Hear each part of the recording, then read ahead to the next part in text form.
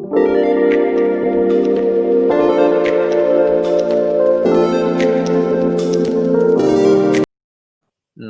tassa bhagavato arahato samma sambuddhassa.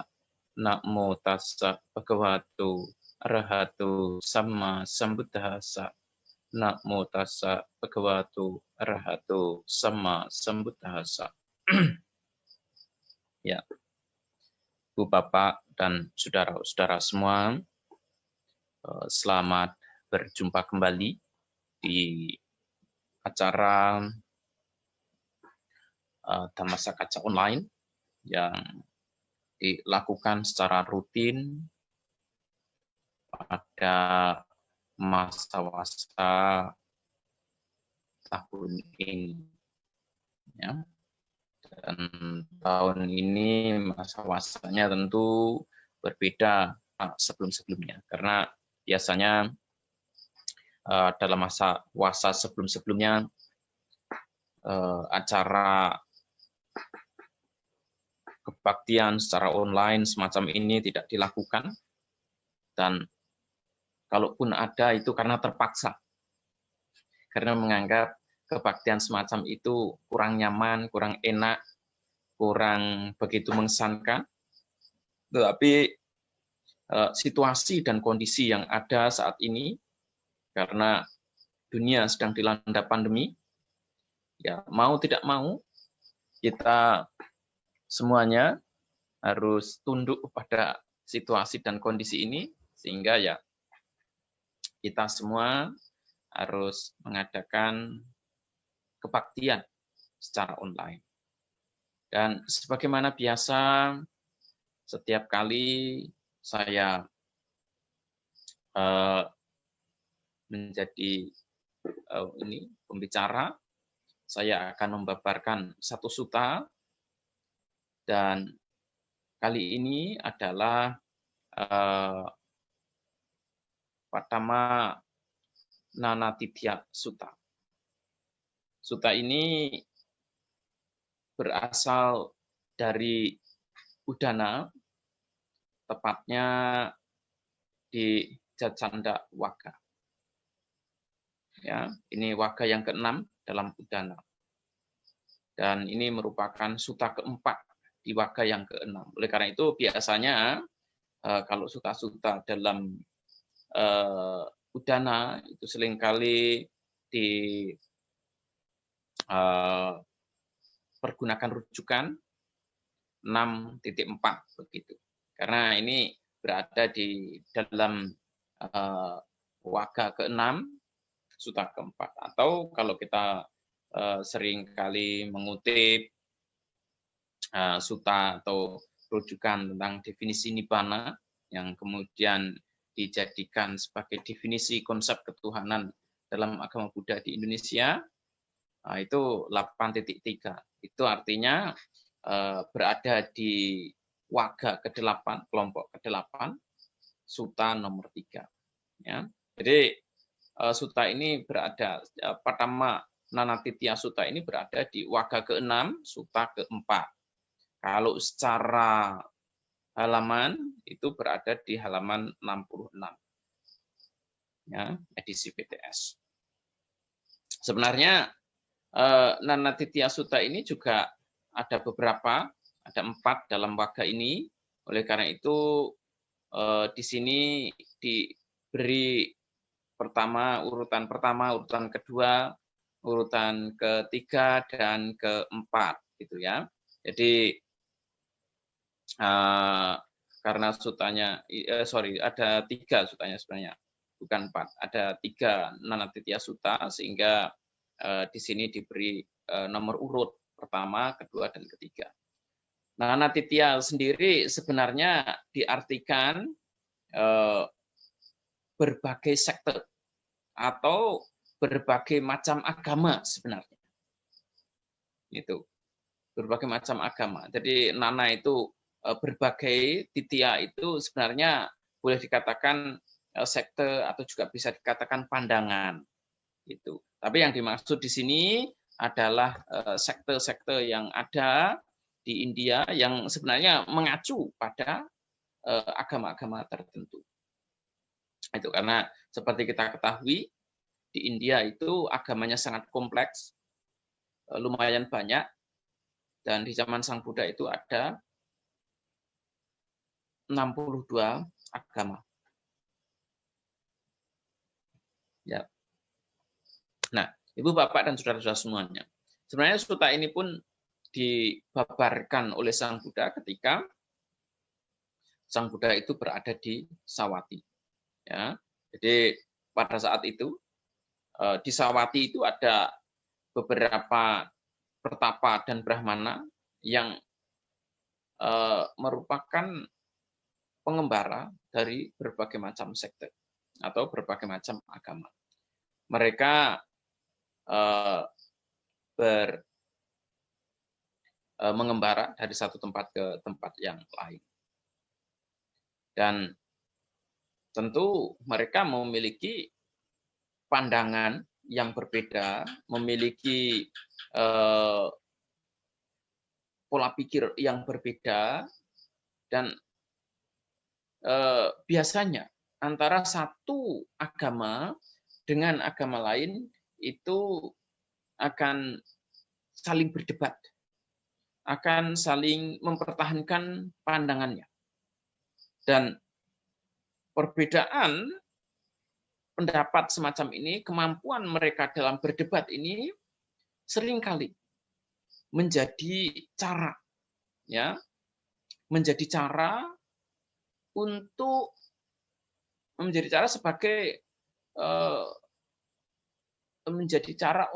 mencari mata pencaharian.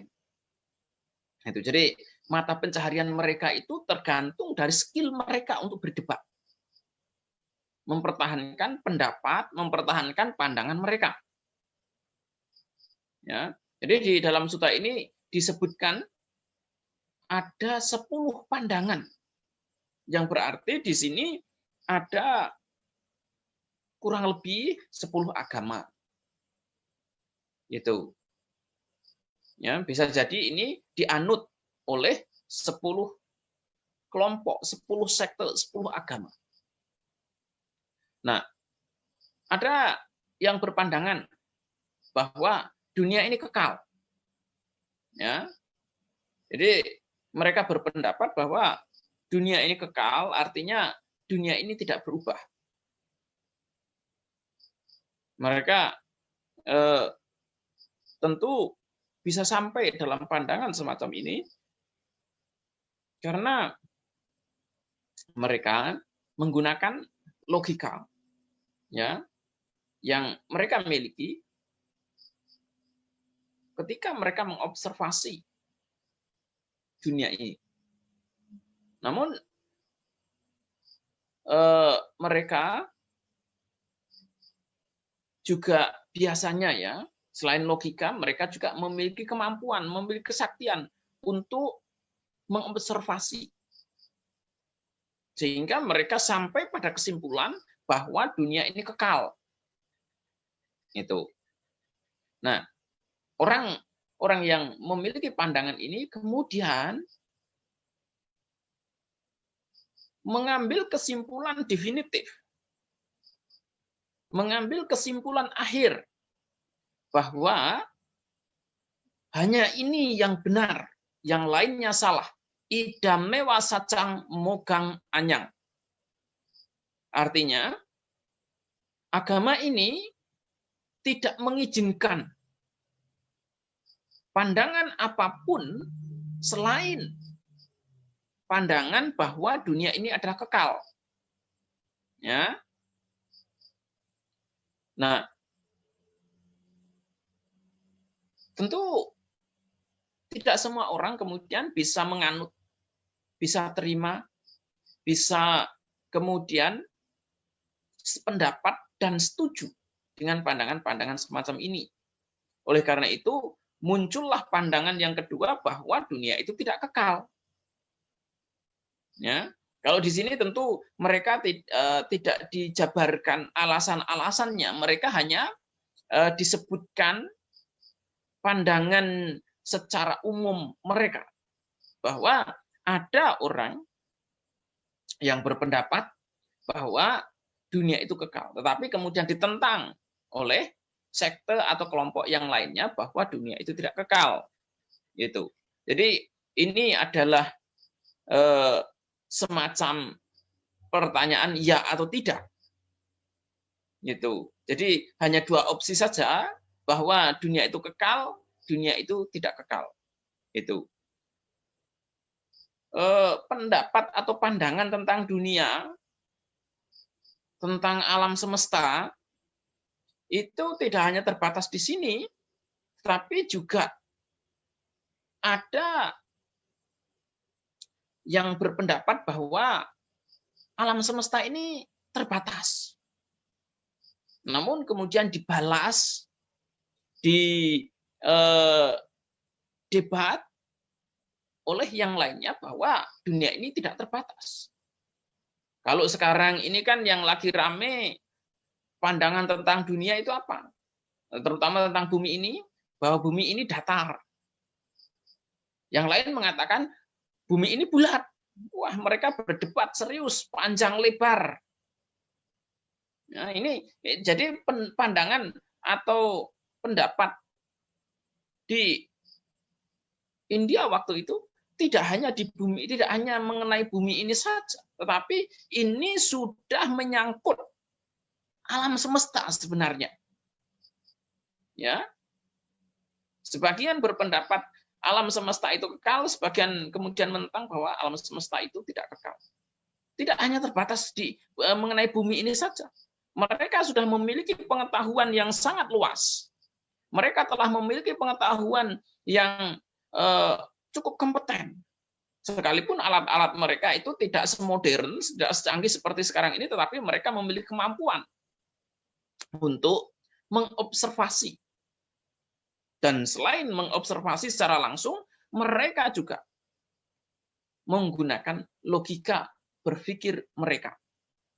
Ya, sehingga sampai pada kesimpulan bahwa dunia itu kekal, ini pendapat agama yang satu. Kemudian agama yang kedua berpendapat bahwa dunia itu tidak kekal.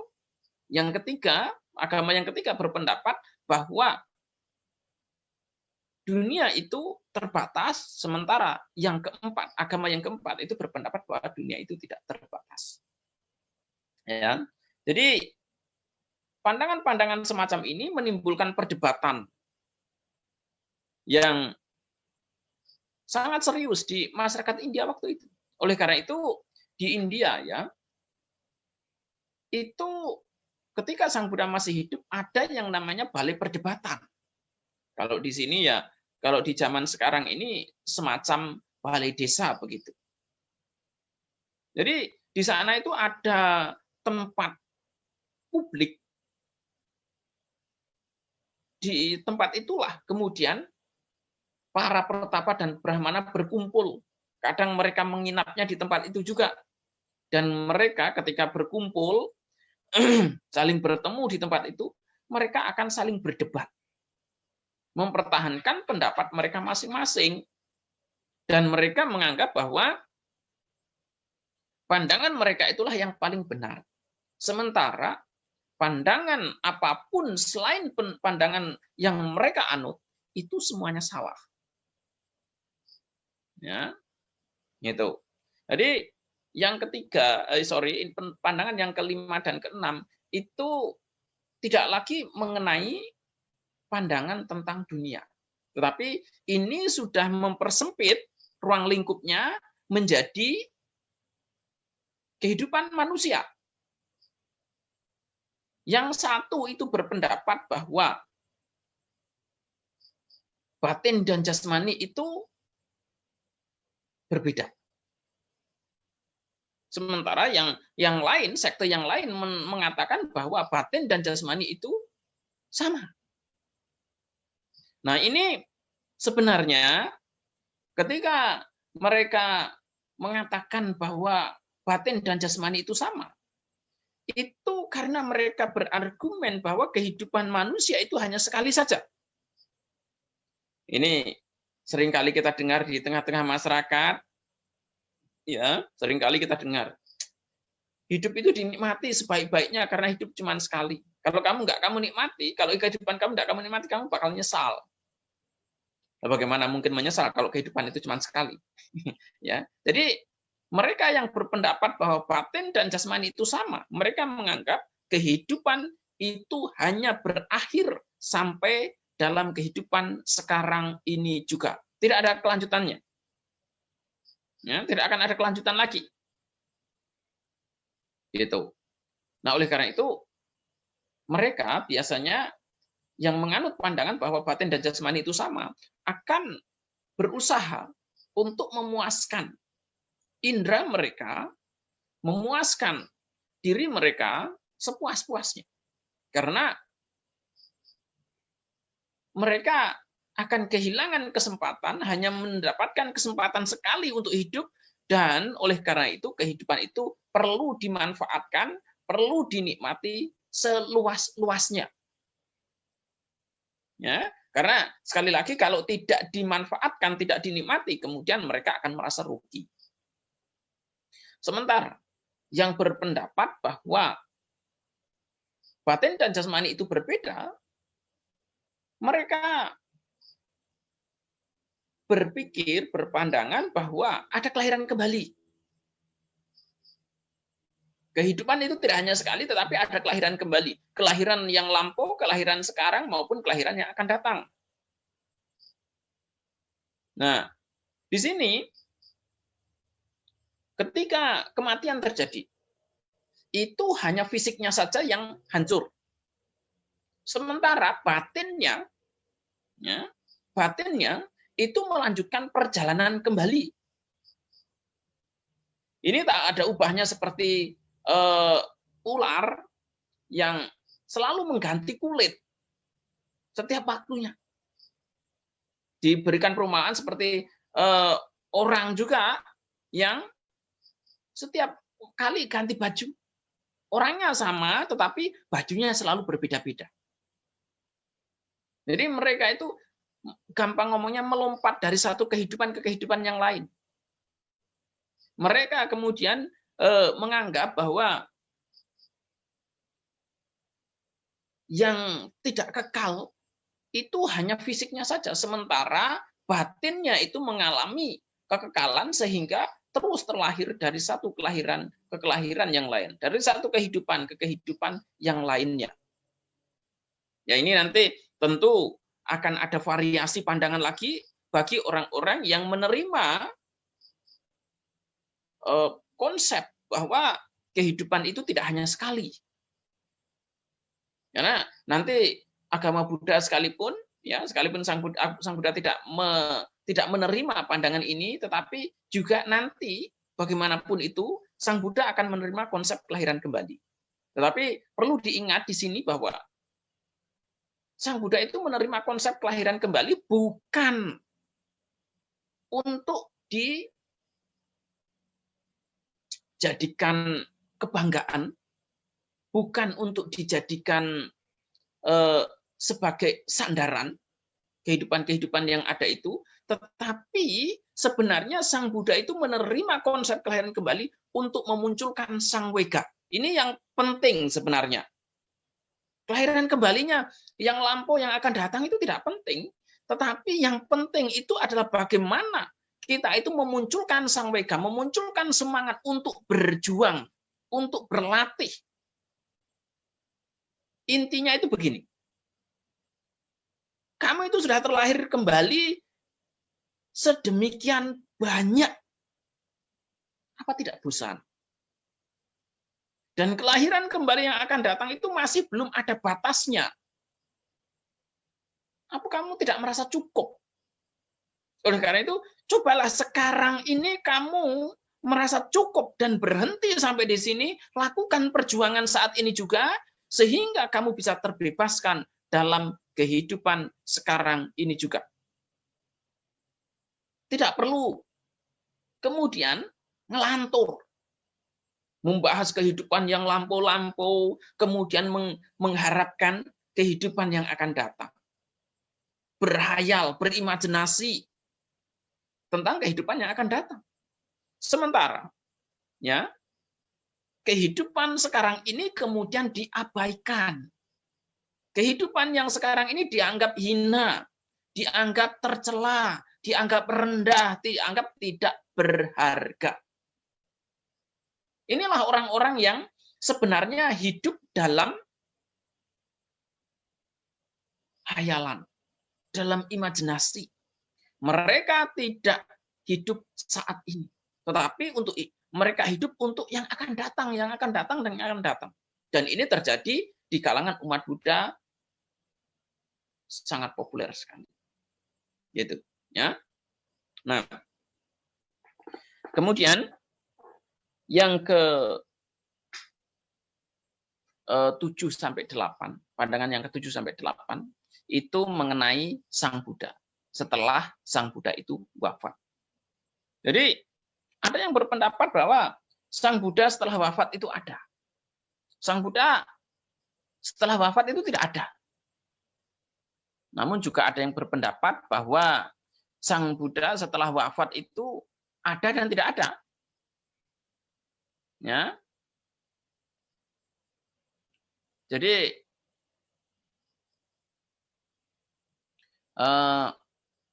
yang keempat, atau pandangan yang terakhir, bahwa Sang Buddha itu tidak bisa dikatakan ada, juga tidak bisa dikatakan ada. Nah, pandangan-pandangan semacam ini muncul di kalangan masyarakat India. Sang Buddha mengklasifikasikan 10 pandangan atau 10 prinsip ini itu sebagai pandangan metafisik. Dan Sang Buddha tidak pernah mau menyentuh. Tidak pernah mau menjawab. Tidak pernah mau ikut berdebat. Tidak pernah mau ikut terjun dalam memperdebatkan 10 hal ini. Ya. Oleh karena itu ketika Sunakata datang pada Sang Buddha, Sunakata atau siapa itu datang pada Sang Buddha, kemudian dia kalau tidak salah mau lepas jubah atau bagaimana begitu. Ngancam Sang Buddha untuk lepas jubah. Kalau Sang Buddha itu tidak menjelaskan 10 pertanyaan metafisik ini. Ya.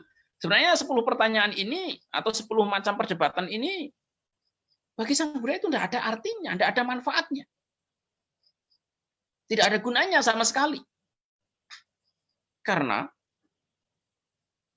ketika mereka berdebat, mempermasalahkan hal itu, kemudian mereka akan ribut, akan kemudian saling berusaha untuk mencela dan menganggap inilah dhamma.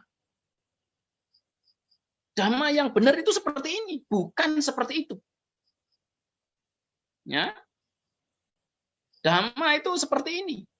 Yang benar itu begini dan bukan seperti itu. Nah, kondisi semacam ini, ya, kondisi semacam ini kemudian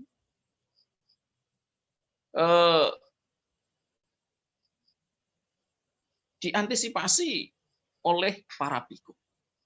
Ketika para biku menceritakan permasalahan ini kepada Sang Buddha, Sang Buddha mengatakan, para pertapa, pengembara dari agama-agama lain itu buta. Mereka tidak melihat. Ya.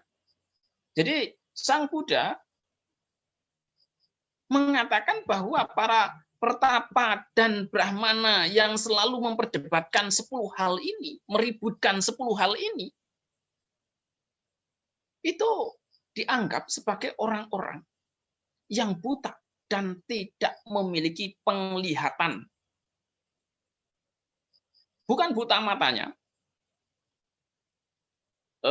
bukan buta mata indrianya, tetapi di sini dikatakan buta karena mereka tidak mampu melihat apa yang bermanfaat dan apa yang kemudian tidak bermanfaat. Apa yang mampu memberikan kemajuan batin dan apa yang kemudian menghancurkan mereka. Ya, dikatakan buta karena mereka itu selalu hanya mau melihat dari satu sisi saja tanpa mau melihat kebenaran secara utuh, secara keseluruhan. Gitu. Bagi Sang Buddha, di sini dengan jelas Sang Buddha mengatakan mereka tidak mengetahui Dhamma. Ya, mereka tidak mengerti apa yang sesungguhnya dimaksud sebagai Dhamma.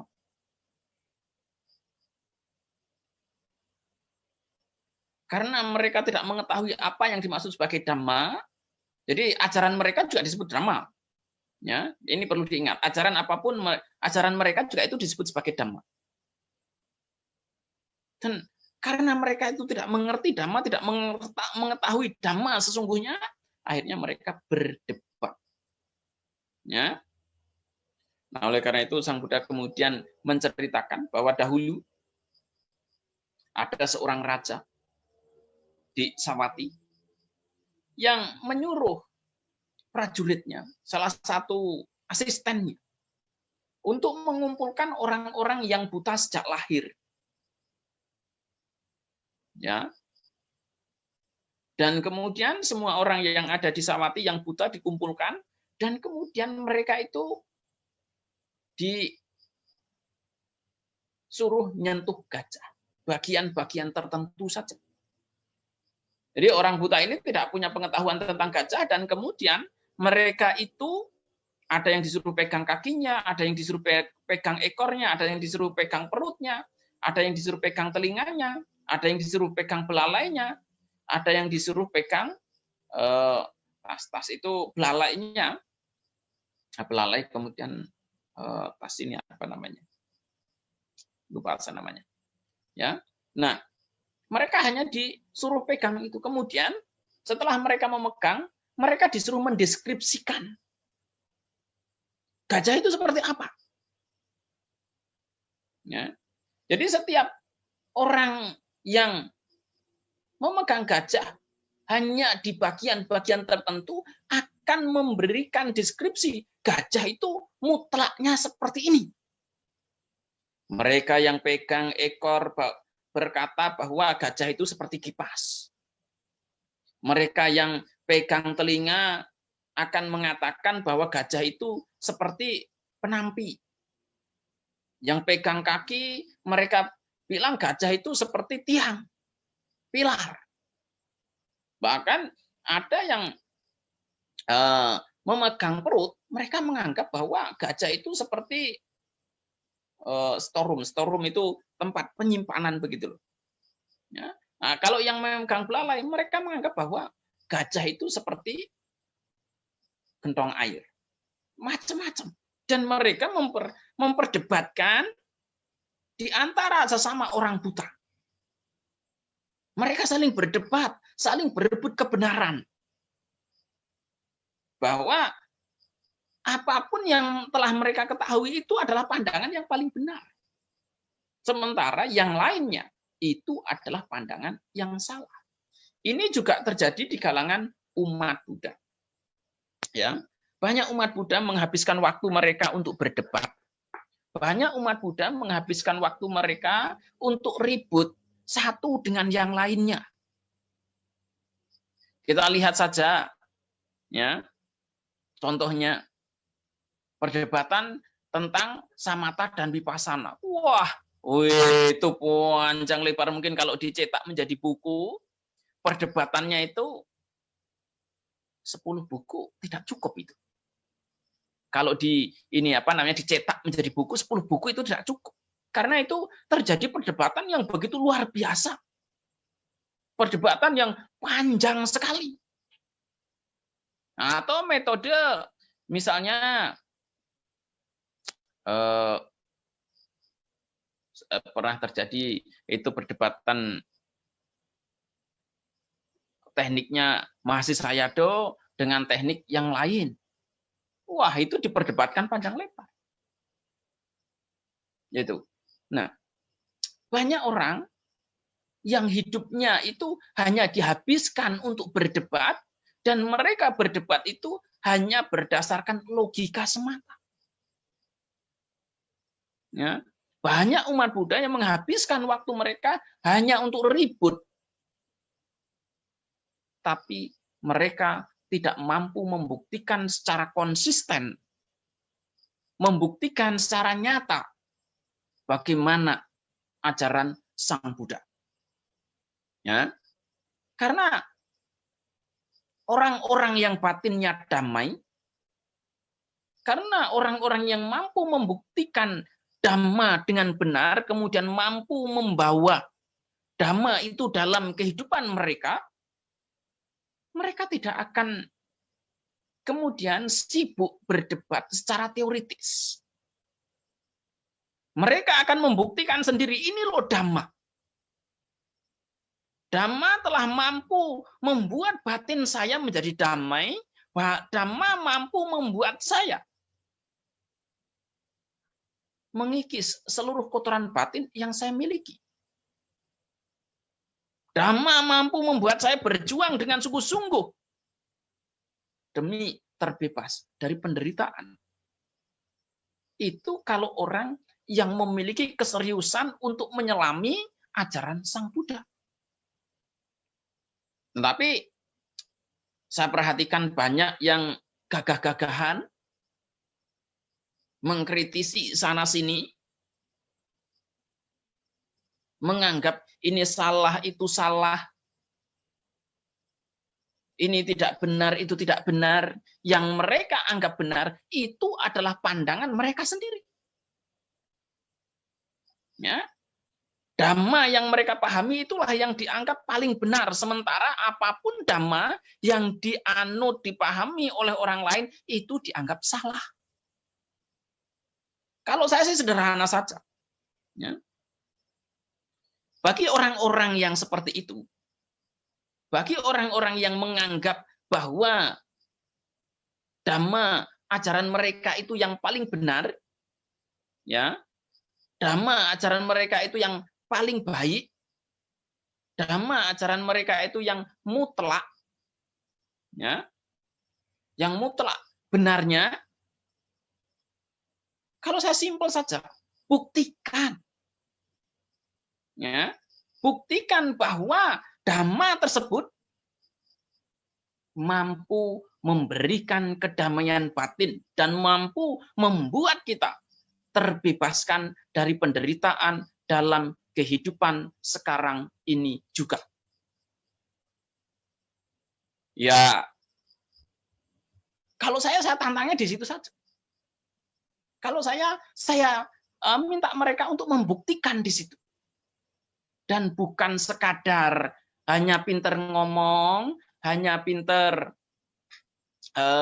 berdebat, hanya pinter mengklaim bahwa ajaran mereka itu adalah ajaran yang paling benar. Pemahaman mereka itu adalah pemahaman yang paling benar. Ya. Kalau tidak mampu memberikan kebebasan,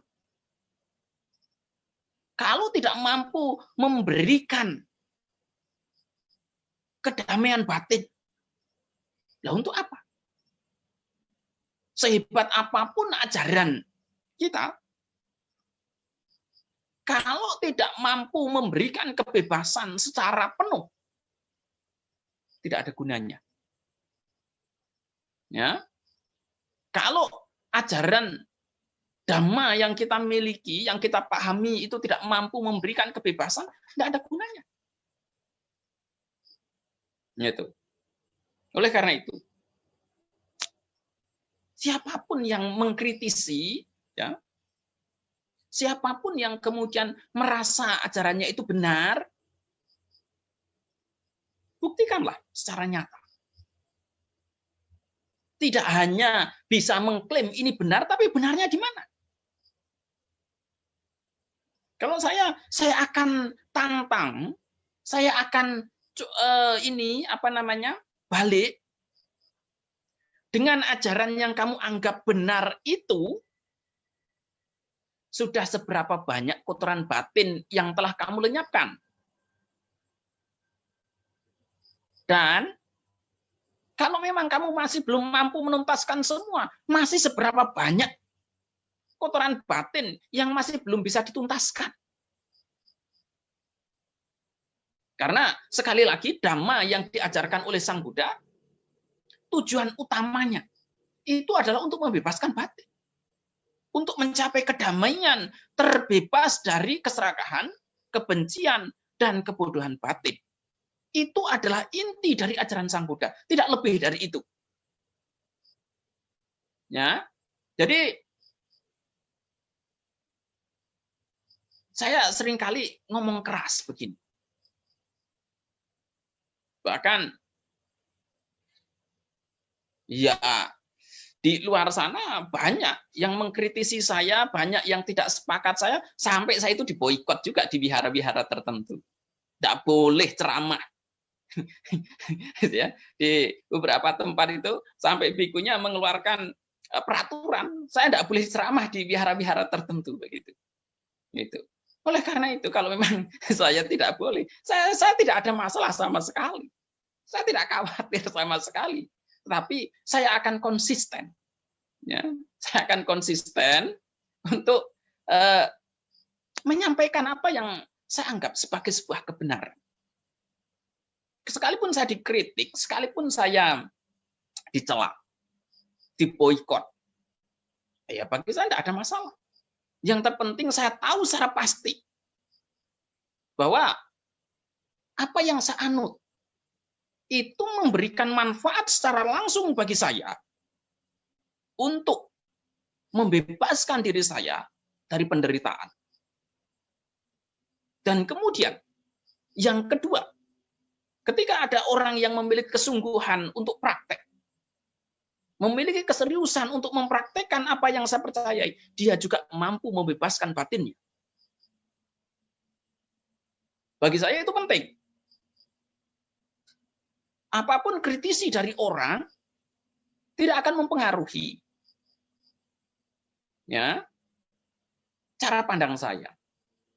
Karena saya tahu secara pasti apa yang saya praktekkan. Karena saya tahu secara pasti apapun yang kemudian saya mengerti, kemudian saya implementasikan dalam kehidupan saya. Gitu. Nah, oleh karena itu, ya banyak kalau kita kembali dalam 10 pandangan metafisik tadi, ini juga banyak dianut oleh umat Buddha. Banyak umat Buddha memperdebatkan hal-hal yang sepele, kemudian berusaha untuk selalu ribut di situ. Apakah hantu itu ada atau tidak, makhluk halus itu ada atau tidak. Dan ya umat Buddha paling gampang untuk dibodoh-bodohin kalau untuk hal-hal semacam itu. Itu paling mudah untuk ditipu-tipu sebenarnya untuk hal semacam itu. Gitu. Tapi begitu mereka diajak untuk praktek dengan keseriusan, dengan kesungguhan, umumnya lari. Umumnya tidak memiliki keberanian. Umumnya mereka punya 1001 macam alasan bahwa kita itu tidak mungkin praktek dengan serius dalam kehidupan ini. Dan itu yang paling laku untuk dijual. Paling laku untuk dikomersialkan. Ya. Coba kita lihat kalau ada seminar tentang kehidupan lampau, tentang makhluk halus, wah, tiketnya habis terjual. Apalagi kalau yang bicara itu dicap indigo begitu. Tanpa mereka ketahui, tanpa mereka sadari, para psikolog itu sebenarnya mengatakan bahwa kaum indigo, mereka yang mengklaim sebagai indigo, itu adalah orang-orang yang mengalami kelainan kejiwaan sebenarnya, tapi dipuja oleh umat Buddha. Gitu, ya. Jadi banyak yang saya perhatikan di tengah-tengah masyarakat, di tengah kalangan umat Buddha. Umat Buddha itu paling senang untuk ditipu-tipu, paling senang untuk diajak hal-hal yang mistis begitu. Padahal itu ya tidak ada gunanya untuk praktek. Tidak ada gunanya untuk kepentingan pembebasan batin. Tapi ya sekali lagi, umat Buddha itu paling senang kalau diajak, diarahkan ke situ. Gitu. Tapi begitu diajak untuk melihat ke dalam diri sendiri, melihat batin diri sendiri, wah, langsung lari. Begitu diajak untuk meditasi, coba lihat saja. Kalau meditasinya itu tujuannya adalah langsung untuk ke nibbana, untuk pembebasan batin, yang ikut paling 1-2 orang. Tapi begitu diajak untuk meditasi, lihat hantu, lihat dewa, makhluk halus itu, wah, semuanya penuh begitu. Begitu nanti meditasi langsung pengalaman-pengalamannya dikait-kaitkan dengan makhluk halus, makhluk-makhluk astral begitu. Wah, orang senang sekali. Padahal Sang Buddha dengan jelas mengatakan itu adalah ayuniso manasikara. Perhatian yang tidak benar. Gitu. Itu perhatian yang tidak benar, tidak memberikan manfaat untuk kepentingan praktek. Itu justru menjerumuskan. Dan saya katakan secara langsung, secara terbuka, karena saya tidak mau menyampaikan apa yang tampak baik tetapi menjerumuskan, itu saya tidak mau. Kalau memang tidak baik, saya sampaikan itu tidak baik. Saya tidak mau menyampaikan apa yang dimaksud dengan toxic positivity. Tampak baik tetapi menghancurkan. Tampak baik tetapi kemudian menjerumuskan. Ya, saya mending menyakiti orang, tapi itu kemudian mampu membuat mereka terbebaskan. Membuat mereka bisa hidup dengan damai, hidup dengan tenang. Untuk kepentingan kehidupan mereka, juga untuk kepentingan keluarga mereka, orang-orang di sekitar mereka. Gitu. Karena sebenarnya intinya itu begini, dari sutta ini, ya. Inti dari sutta ini mengajarkan kepada kita semua untuk fokus pada praktek. Untuk fokus melihat ke dalam diri kita masing-masing. Tidak ribut, hanya berdebat ngalor ngidul tidak karuan. Tidak ribut ngurusi hal-hal yang tidak ada kaitannya sama sekali dengan praktek. Karena ketika kita selalu melihat keluar, kita tidak akan pernah melihat Dhamma. Oleh karena itu kan Sang Buddha tadi mengatakan bahwa mereka itu tidak mengetahui Dhamma. Karena ini melihat keluar terus. Tidak melihat ke dalam. Ketika kita hanya melihat hantu, melihat para dewa, makhluk halus, itu melihat keluar, itu bukan Dhamma sebenarnya. Apa yang dimaksud sebagai Dhamma oleh Sang Buddha di sini adalah pengetahuan ke dalam. Pengetahuan tentang diri sendiri. Ya, pengetahuan yang pasti berkaitan dengan batin dan jasmani sendiri. Nah, ketika kita selalu melihat keluar, ya itu jadinya ribut terus begitu. Masih membenci, masih tidak suka, masih kemudian ribut, di belakang gosipin, itu yang akan terjadi. Karena orang-orang yang batinnya damai, batinnya itu tenang, mereka itu akan sibuk dan tidak punya waktu untuk mengurusi orang. Mereka hanya akan punya waktu untuk mengurusi diri mereka sendiri. Ya, ketika ini sudah menjadi hukum yang itu hukum yang bisa dipastikan. Ketika seseorang itu sudah sibuk melihat ke dalam, melihat batin dan jasmani mereka, mereka tidak akan punya waktu untuk melihat hal-hal di luar sana. Karena itu ya tidak ada manfaatnya, tidak ada gunanya begitu. Apapun yang ada di luar, itu kemudian hanya akan menghabiskan waktu. Tidak ada manfaatnya. Tapi apakah kemudian orang yang praktek menjadi orang yang tidak sensitif secara sosial? Apakah orang yang praktek kemudian menjadi acuh tak acuh terhadap kondisi di lingkungan dia? Justru orang-orang yang praktek itu memiliki sensitivitas sosial yang tinggi. Mereka justru adalah orang-orang yang bisa memahami lingkungan dengan baik. Memahami kebutuhan lingkungan dengan baik.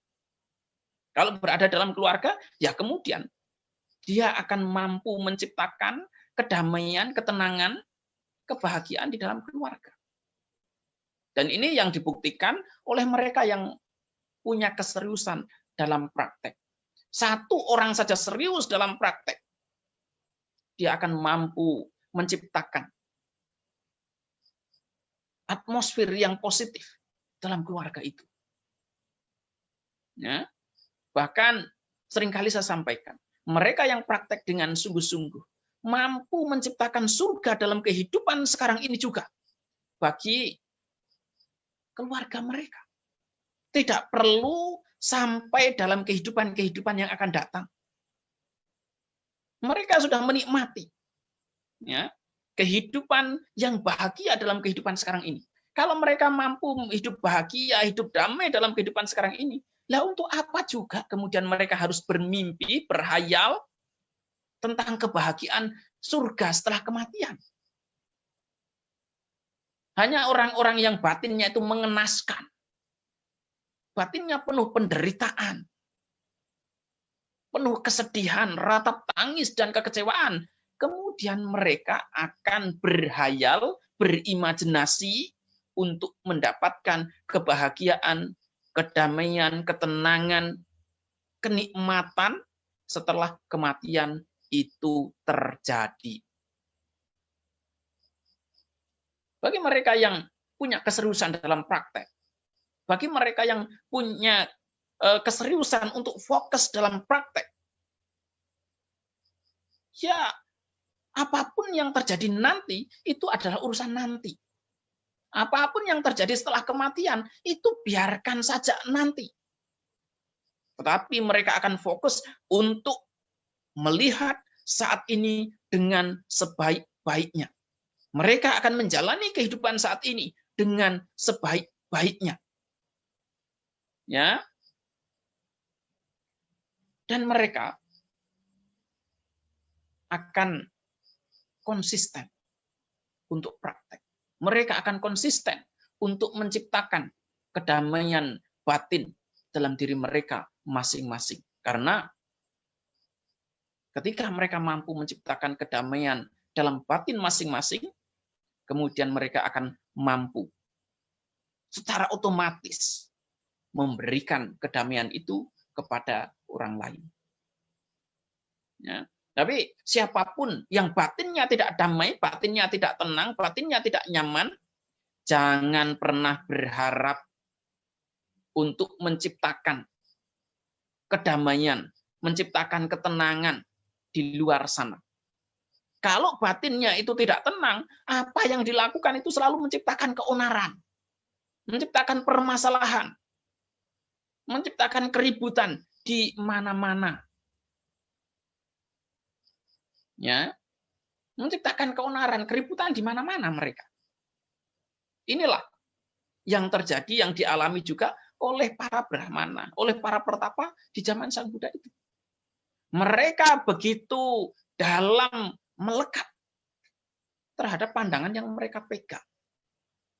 Sehingga mereka itu tidak mampu untuk melihat kebenaran itu secara utuh. Sama seperti tadi orang buta yang memegang gajah hanya di bagian-bagian tertentu, kemudian mereka itu hanya melihat itu saja, hanya mendeskripsikan gajah dari sisi itu saja. Tidak melihat gajah itu secara utuh, bahwa yang namanya gajah itu ya ada belalainya, ada gadingnya, Ada kakinya, ada perutnya, ada ekornya, juga ada telinganya. Jadi itu adalah kebenaran yang utuh tentang gajah. Kebenaran yang utuh tentang apa yang disebut gajah itu. Kalau kita mengerti kebenaran gajah secara utuh, kita tidak akan ribut. Kita tidak akan kemudian berdebat, menghabiskan waktu kita, ngalor ngidul tidak karuan. Ya, menghabiskan waktu ke sana kemari hanya untuk mempertahankan pendapat pandangan kita. Mereka yang mengetahui kebenaran secara utuh, kemudian bisa hidup dengan tenang. Bisa hidup dengan damai, sama seperti Sang Buddha begitu. Sang Buddha telah mampu melihat kebenaran secara utuh, sehingga Sang Buddha itu bisa hidup dengan damai. Sekalipun ya Sang Buddha mengatakan, dunia itu selalu sibuk menyerang Sang Buddha santai saja. Sang Buddha tenang-tenang saja. Sang Buddha tidak mempermasalahkan semua itu.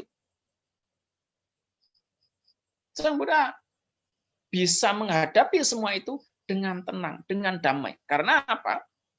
Sang Buddha selalu fokus untuk melihat ke dalam dirinya sendiri. Melihat batin dan jasmaninya sendiri.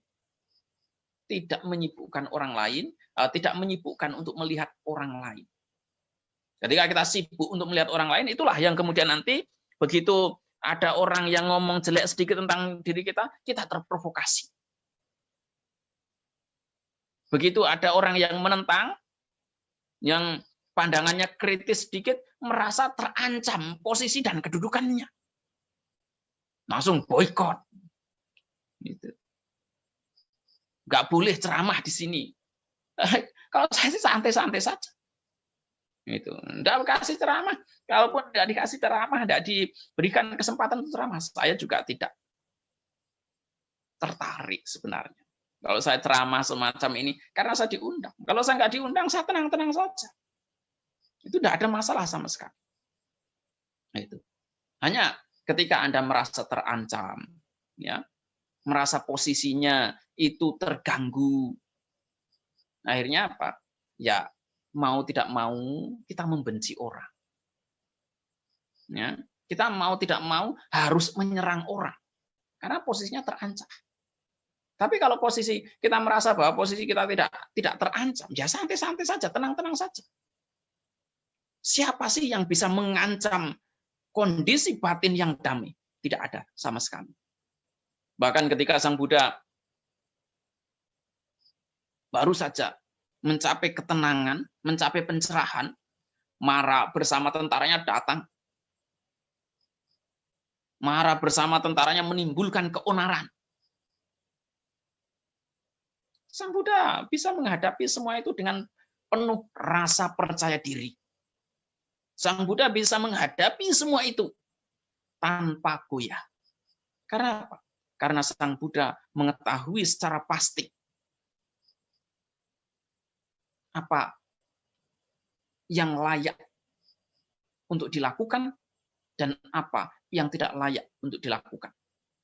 Apa yang mampu menimbulkan manfaat dan kedamaian batin dalam kehidupan sekarang ini juga, dan apa yang kemudian menimbulkan masalah, menimbulkan keonaran, menimbulkan permasalahan dalam kehidupan ini.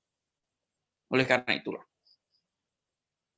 saya mengajak semuanya, mari kita semua bisa fokus untuk melihat ke dalam diri kita masing-masing, apapun status sosialnya. Sebagai orang yang berjubah ataupun sebagai perumah tangga. Kita tetap punya kesempatan untuk fokus melihat diri kita masing-masing. Kita tetap punya kesempatan untuk mengamati, menyadari diri kita masing-masing. Dimanapun kita berada, apapun pekerjaan yang kita lakukan, kita tetap punya kesempatan yang sama untuk praktek. Ini yang saya tekankan. Ya. Yang saya tekankan adalah bahwa semua orang itu mempunyai hak mempunyai kesempatan yang sama, tidak ada bedanya sama sekali dalam hal praktek. Oleh karena itu tidak perlu pesimis apapun status sosial kita, tidak perlu pesimis apapun pekerjaan kita, tidak perlu pesimis apapun kesibukan kita masing-masing. Sesibuk apapun itu, kita tetap punya kesempatan yang tidak ada bedanya. Kalau hanya karena kesibukan, katakanlah aktivitas keseharian kita, pikiran kita jauh lebih sibuk daripada itu. Karena pikiran kita itu bergerak sedemikian cepat. Bahkan Sang Buddha mengatakan bahwa saya tidak bisa mencari apapun di dunia ini yang kecepatannya itu sama atau mampu melampaui kecepatan pikiran. Oleh karena itu, pikiran itu jauh lebih sibuk, jauh lebih luar biasa kesibukannya daripada keseharian kita. Itu pun kita masih punya kesempatan, masih punya waktu untuk praktek. Ya, pikiran yang sedemikian cepat sekalipun berubahnya, kita tetap punya kesempatan untuk praktek. Apalagi hanya kesibukan sehari-hari. Ya, tetap masih bisa dipergunakan sebagai sarana untuk membebaskan batin kita masing-masing. Ketika kita fokus, kita tidak lagi punya kesempatan, kita tidak lagi punya ketertarikan untuk melihat kejelekan orang, menggosipkan orang. Tidak akan tertarik, karena itu tidak menimbulkan kebahagiaan. Mereka yang masih senang gosip, masih senang melihat kejelekan orang, itu karena apa? Karena mereka tidak menemukan kedamaian di dalam. Tapi begitu menemukan kedamaian di dalam, ya mereka tidak akan menemukan kebahagiaan, menemukan kenyamanan dalam membicarakan kejelekan atau bergosip. Ya, saya kira itu yang saya sampaikan dalam kesempatan ini. Semoga bisa memberikan manfaat, dan ini sekaligus jadwal Dhamma Desana terakhir di masa wasa ya, Dhamma Desana saya yang terakhir di masa wasa ini, tapi nanti katanya masih dilanjutkan seminggu 3 kali rasanya. Gitu. Ya, semoga selama masa wasa ini, Ibu Bapak dan Saudara semuanya bisa mendapatkan manfaat yang terbaik, punya keseriusan untuk praktek, dan kemudian bisa lebih fokus untuk melihat ke dalam diri masing-masing. Ya, semoga Sang Tiratana selalu melindungi, semoga kita semuanya bisa mencapai kebebasan batin dalam kehidupan sekarang ini juga.